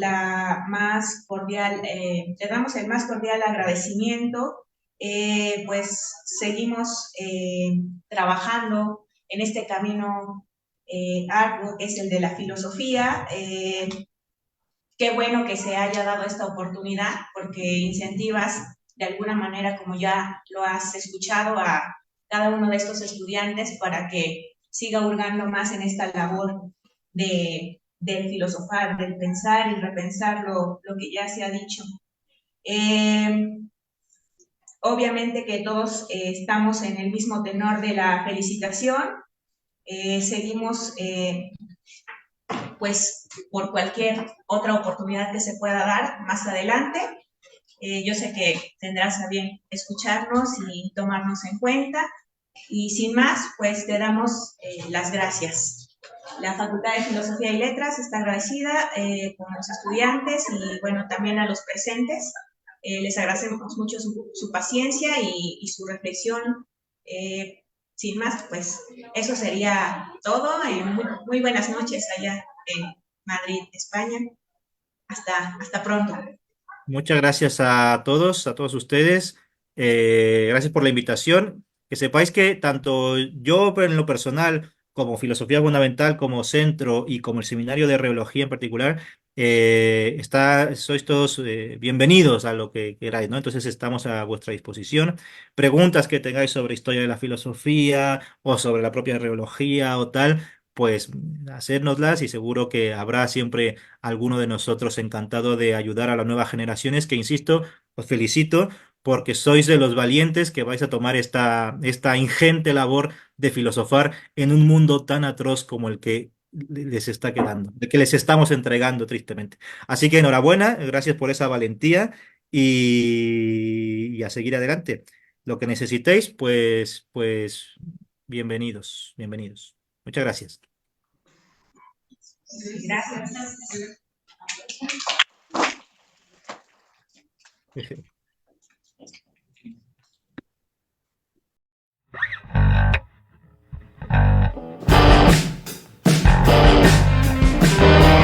Esto fue Filosofía Fundamental.